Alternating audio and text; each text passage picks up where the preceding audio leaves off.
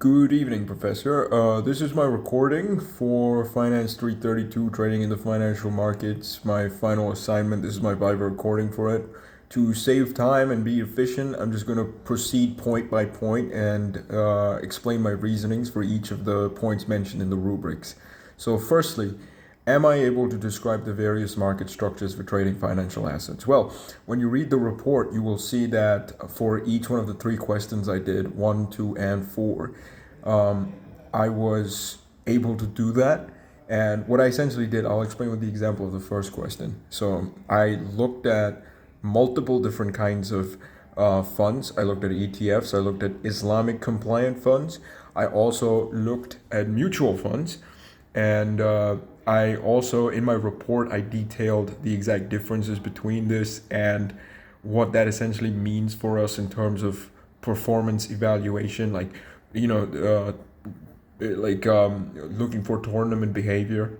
I was able to isolate and understand, for example, right off the top of my head, that ETFs show more because they have more liquidity and because it's more passively managed as compared to other types of funds. They well, to be very frank about it, Islamic funds had less of a tournament behavior. That's what I was able to find, to make a long story short, because we only have 5 minutes. And so, yeah, I think I've demonstrated, good enough understanding of my ability to describe various market structures.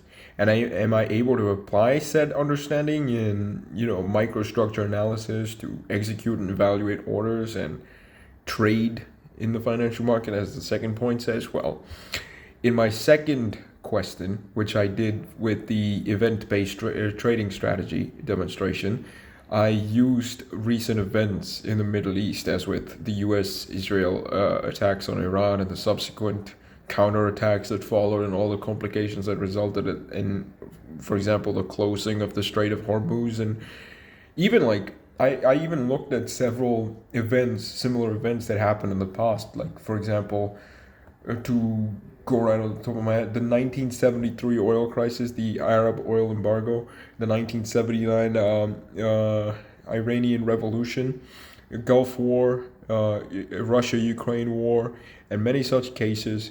I used that to sort of set a context for event-based trading.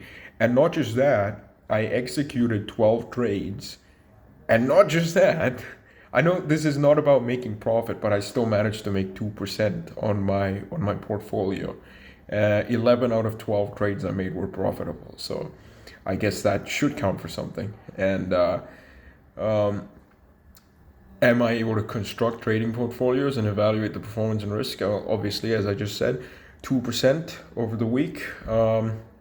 My basis for constructing the strategy was to be, first of all, very disciplined with the trades I make. It was never based on random trades. It was never based on arbitrary selection based on, okay, oil prices must be going up, so I'll just dump everything into oil futures. It wasn't based on that. There was a deeper level analysis done, and to save time, I would rather explain that through the report, and you will, I'm sure you will see it. As for the last point, it says work collaboratively in teams to achieve outputs.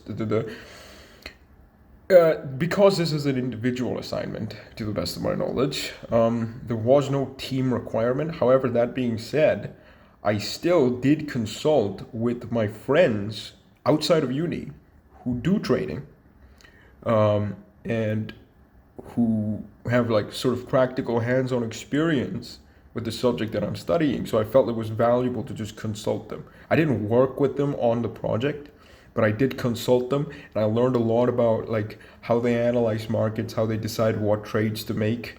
And I wouldn't say copied the strategies, but I was inspired in a lot of ways by that. So, without further ado, I mean, that's all I've got to say for this viva recording. I hope you enjoy my report. You will find the AI declaration statement with full disclosure, everything. Thank you so much, Professor. I hope you enjoy my report.